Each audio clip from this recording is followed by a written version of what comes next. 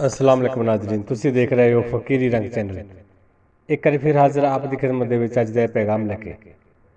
अज दे इस पैगाम दे विच आप जी दे नाल हजरत सैयदना शेख अब्दुल कादिर शाही जिलानी महबूब सुबहानी कुतुब रबानी गुलियां ने बली पीरा ने पीर दस्तगीर पीर मीरा गौस पाक सरकार जी उन्हां दी शान ते असी जानते हैं कि उन्हां दी कितनी उच्ची शान है।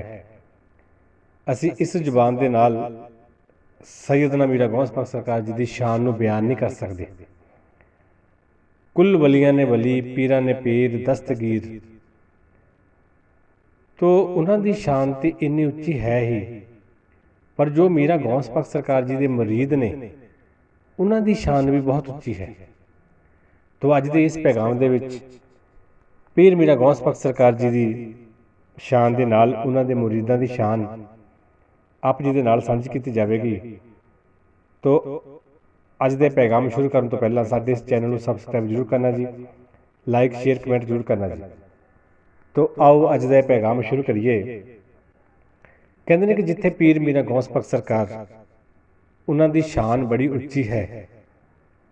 पंज तन पाक के लाडले ने मीरा गौस पाक सरकार, तो उन्होंने शान उच्ची होने के नाल जो पीर मीरा गौस पाक सरकार जी के मुरीद ने उन्होंने शान भी बड़ी उच्ची है। हुण पीर मीरा गौस पाक सरकार जी के मुरीद कौन ने, उन्होंने मुरीद होने का हक किसनों है।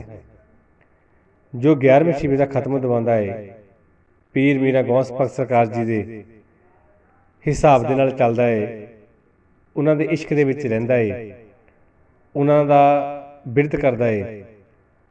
तो जो मुरीद उन्होंने कहने के विच रहिंदा है तो फिर मीरा गौस पाक सरकार जी की मोहर लगती है। क्योंकि जिन्ने फकीर ने वो फकीर तद ही बनते हैं जदों पीर मीरा गौस पाक सरकार जी की मोहर लगती है।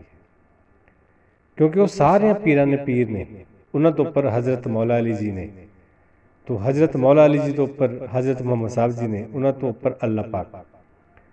तो पीर मीरा गौस पाक सरकार जी को यह लकब हासिल है कि उन्होंने मोहर के नाल ही कोई बली बनता है। तो उन्होंने तो उपर फिर मौला अली जी की मोहर के नाल कोई बली बनता है।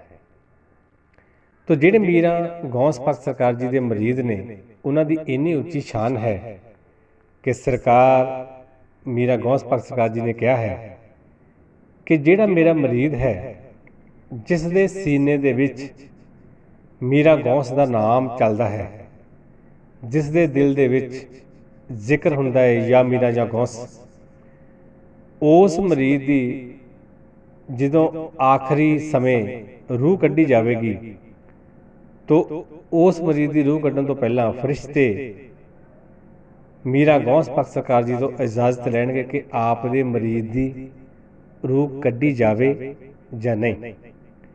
क्योंकि गौस पाक सरकार जी कहते हैं कि जिहड़ा साडा है वो साडी मर्जी दे नाल ही इस दुनिया तो जाएगा, साडी मर्जी दे नाल ही वो मरेगा, साडी मर्जी तो बिना वो नहीं मर सकता।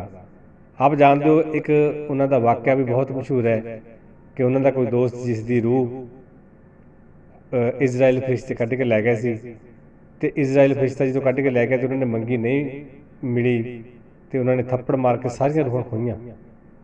क्योंकि उन्होंने एक लकब है हासिल कि पीरां ने पीर, उन्होंने सरदारी हर एक ते चलती है। जमाने दे विच बड़े गौस ने, पर जो पीर मीरा गौस पाक सरकार ने वो गौंसां दे गौस ने, सब तो उपर ने। तो उन्होंने मुरीद ने जो उन्होंने रूह सरकार तो इजाजत लैके ही कढ़ी जाएगी। तो असी किन्ने खुशनसीब हाँ कि असी मीरा गौस पाक सरकार जी के दीवाने हाँ। क्योंकि हर एक दे बस की गल नहीं इस फकीरी दे विच चलना। फकीरी की मंजिल बड़ी दूर की मंजिल है। कहते हद टप्पे औलिया बेहद टप्पे पीर, जिहड़ा हद बेहद नूं टप जांदा उसका नाम फकीर।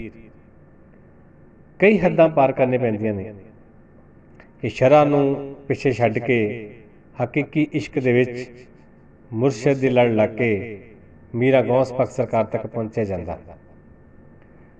तो इस गल का फख्र होना चाहिए, मान होना चाहिए ਕਿ ਅਸੀਂ ਮੀਰਾਂ ਗੌਸ ਪਾਕ ਸਰਕਾਰ ਦੇ ਦੀਵਾਨੇ ਹਾਂ ਕਿ ਅਗਰ ਸਰਕਾਰ ਦਾ ਇੱਕ ਇਸ਼ਾਰਾ ਸਾਡੇ ਵੱਲ ਹੋ ਗਿਆ, ਇੱਕ ਸਰਕਾਰ ਦੀ ਨਜ਼ਰ ਸਾਡੇ ਤੇ ਸਵੱਲੀ ਹੋ ਗਈ, ਤੇ ਸਾਡੇ ਸਾਰੇ ਕਾਰਜ ਜਿਹੜੇ ਉਹ ਆਪਣੇ ਆਪ ਹੋ ਜਾਣਗੇ।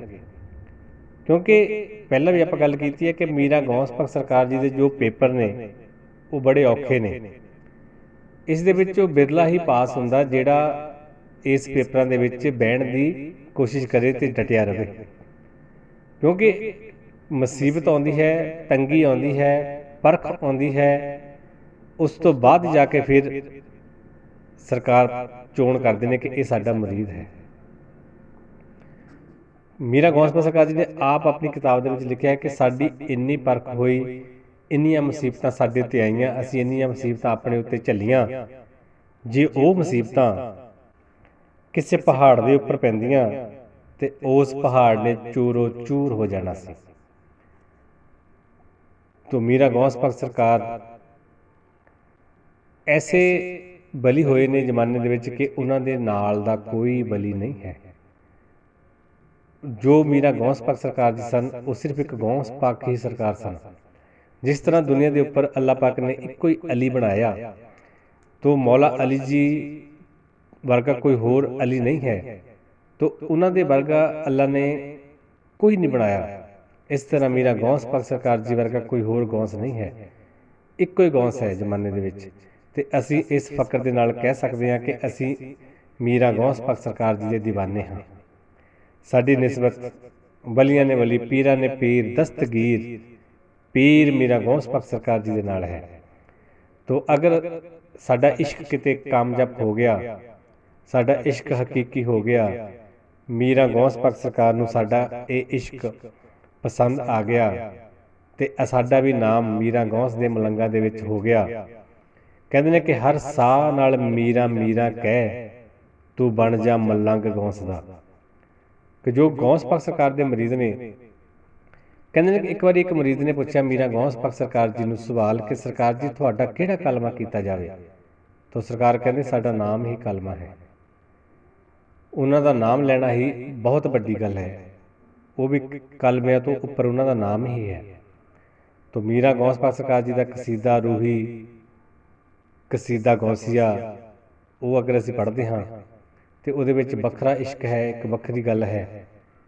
तो कहते हैं कि मीरा गौस पाक सरकार जी के 7 कसीदे ने, उन्होंने ज़्यादा जो मकबूल होए कसीदा गौसिया ते कसीदा रूही।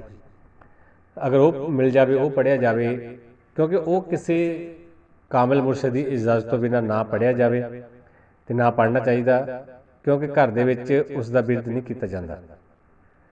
वो वीराना दे विच, जंगलों दे विच जां किसी पानी के किनारे पढ़िया जाए तो ज़्यादा नफा होंदा है। तो अज इन्ना ही, जल्द हाजिर होवांगे नवीं वीडियो नाल। तद तक लिहक मुर्शद, सच मुर्शद।